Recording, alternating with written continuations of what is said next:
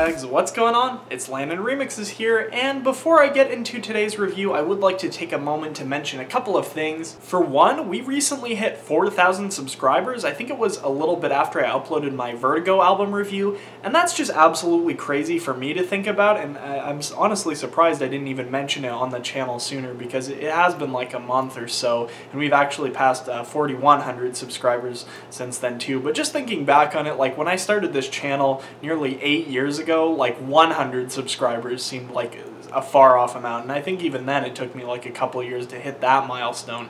Now being here and having like a dedicated subscriber base, it's just absolutely crazy. You guys have been so crazy supportive, and it's just been fantastic over the last year, and even over the last couple months since I've uploaded that Vertigo review. I've seen like a very steady incline in the views we've been getting and like the feedback and everything, and I can see how my content's improving. It's been just absolutely awesome. So I want to thank you guys from the very bottom of my heart for that support. It's absolutely huge to me, and I had originally planned to do some kind of special for 4,000 subscribers, maybe a live stream, because that's what I've done for the last 2 milestones, I think, but I just didn't really have any great ideas for what I wanted to do with the live stream and anything that would really be that different from the last one I did for 3,500 subscribers.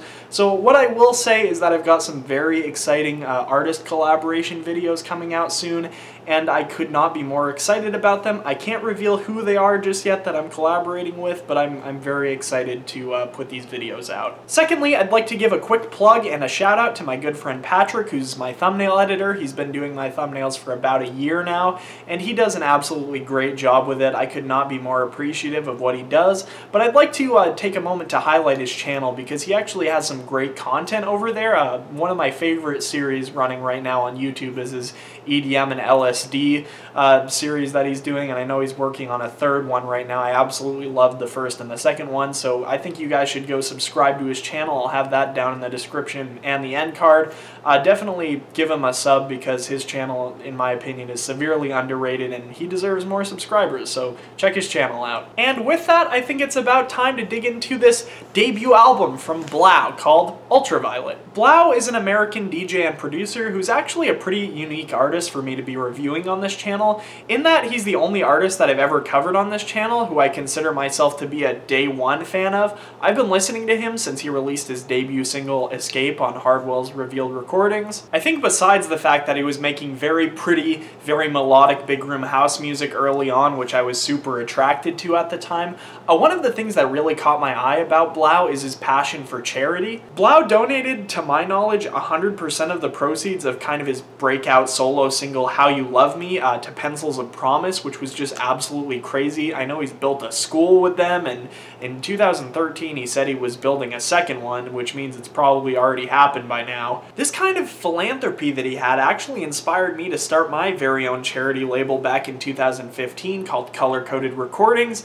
although I stopped doing releases about the time that Blau started his own charity label called BLUME, where he's very impressively been releasing hit single after hit single since 2016. So here we are about 5 years after his debut single, and Blau is finally releasing a full-length studio album. And of course, being the decent person that he is, Blau has chosen to donate 100% of the proceeds from this album to F Cancer, which means whether my opinions of this album are good or bad, you should definitely go buy it if you can afford it. In fact, I'm going to buy this album as soon as the review's over, and you guys can hold me to that. F Cancer is a great cause. I've lost loved ones to cancer, and I'm sure many of you have as well, so if you can, please go and support this album monetarily. That being said, my opinions of Blau's debut album are fairly middle of the road. I wasn't absolutely blown away by Ultraviolet, but honestly, I wasn't really expecting to be. Besides Escape and How You Love Me, which I would personally consider to be two of my all-time favorites, and maybe Vikings, I honestly do not think Blau's discography has been anything incredible. In fact, I've been much more invested in the mashup albums that he's done over his originals and his remixes. Being that he kind of got a start as a producer doing mashups, I think his ear is very good for that kind of thing. On the other hand, the guy's music never really did anything to outstep any huge boundaries. Like I said, the main reason I was attracted to Blau so much to begin with is that he was just making tunes with really pretty melodies, and it's not like there weren't hundreds of other producers doing a similar kind of thing around the same time. Fittingly, as big room house has been on the decline over over the last couple years, and genres like dancehall and tropical house have been on the rise, kind of blending with electropop and featuring, you know, heavy use of vocal chops. Blau's music has kind of evolved to sort of match that, so I can't really say I was all that surprised when I listened through Ultraviolet for the first time, and it's very predominantly electropop, maybe with a little bit of hints of synth pop, future bass, and like I've said with a lot of albums lately, it's not like this music is particularly repulsive, it just really isn't that challenging, and it really doesn't do much to differentiate itself from the rest of the world of electronic pop. I'd say that I only prefer this album slightly to, you know, like Don Diablo's Future, and I guess that's where that slightly comes in, because this album isn't necessarily like your generic 2017, 2018 like electropop album. And even in some of the spots where I'd say Blau does kind of mimic that formula, he does do a pretty good job at it. The song Close is a great example of a pop track on this album that I found myself really enjoying. The top line by Oli on this track is absolutely passionate, and that really shines when Blau has to go and do chops of those in the drop of this song. Therefore, the melodies of that vocal chop don't sound super forced like they do on the song Touch, and that drop is also backed up by a really catchy kind of deep club bass line, which reminds me of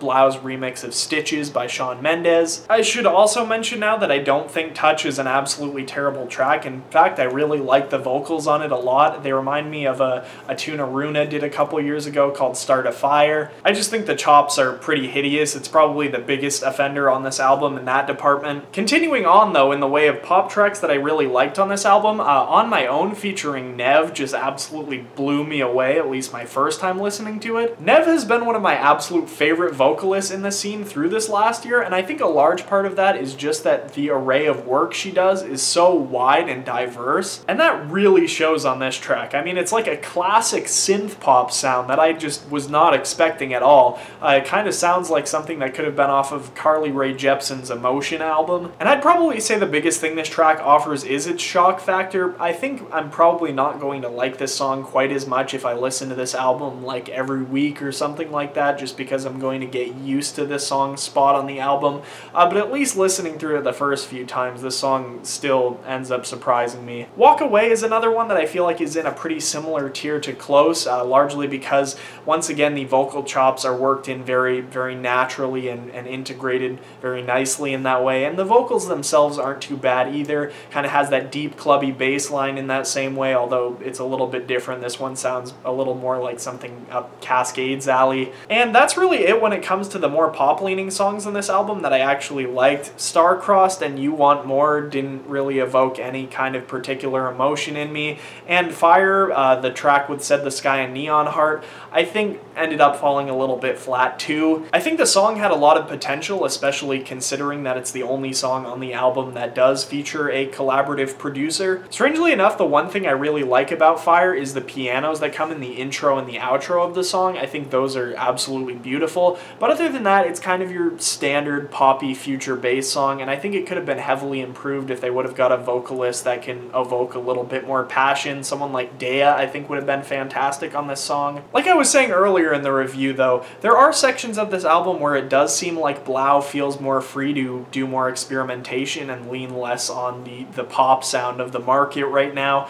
There are 3 songs that are done completely instrumentally. Strangely though, the one song in this group that I felt the most negatively towards was the intro and title track Ultraviolet, and that's not typically the case for me because I'm a big fan of, you know, really nice intros, but I just don't think Ultraviolet did a good job, you know, setting the tone of this album, and it didn't really flow into Touch at all. In fact, despite Touch being one of my least favorite cuts on this album, I think it would have probably even made a better intro than Ultraviolet did. That's just my opinion though. The other 2 songs though in this group I did feel fairly fondly towards, especially Winter. At least on my first listen, I was really caught off guard by how, you know, classically progressive it is. I think it probably pays the most tribute toward Eric Prydz, although there could be some other influences there as well. And, you know, my first couple listens of this album actually were just on my iPhone speakers, I will admit that. So during my first couple listens of this song, I wasn't able to notice this absolutely atrocious, like, dubstep growl that's going on in the background throughout the drop that, in my opinion,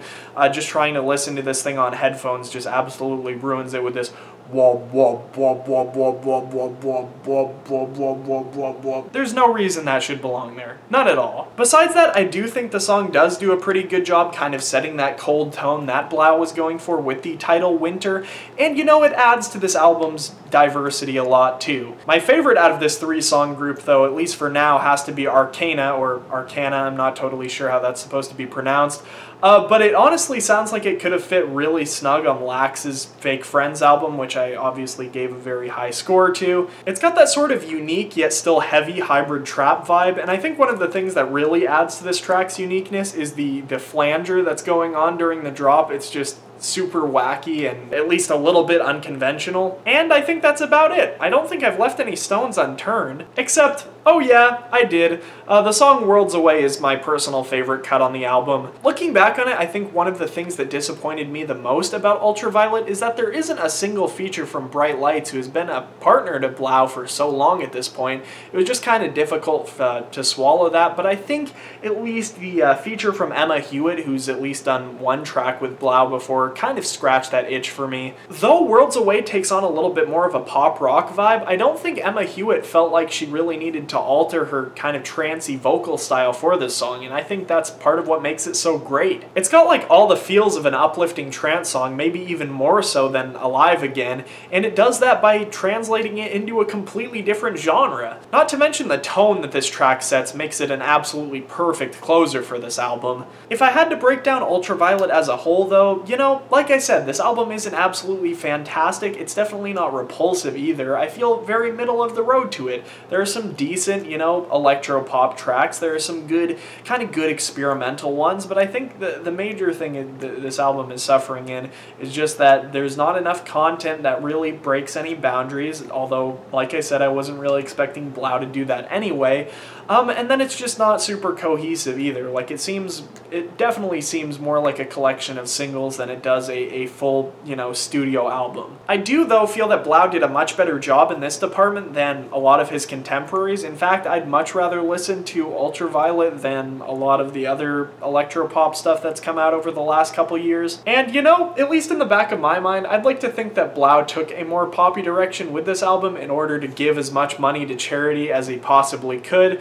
And, you know, I wouldn't put it past him. As much as I'd love to give Blau a 10 because of his heart for charity, you know, this review is about musical content, so I guess I'm probably feeling a strong 5 out of 10. I'm going to be switching up things a little bit today, and instead of putting the Spotify link in the description, I'm instead going to put a link to buy the album, because you should definitely buy the album. Streams don't give anything to the artist, and we should know this by now.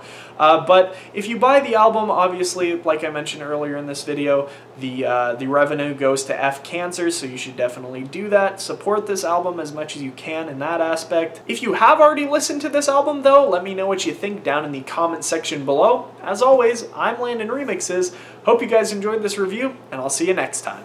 Peace.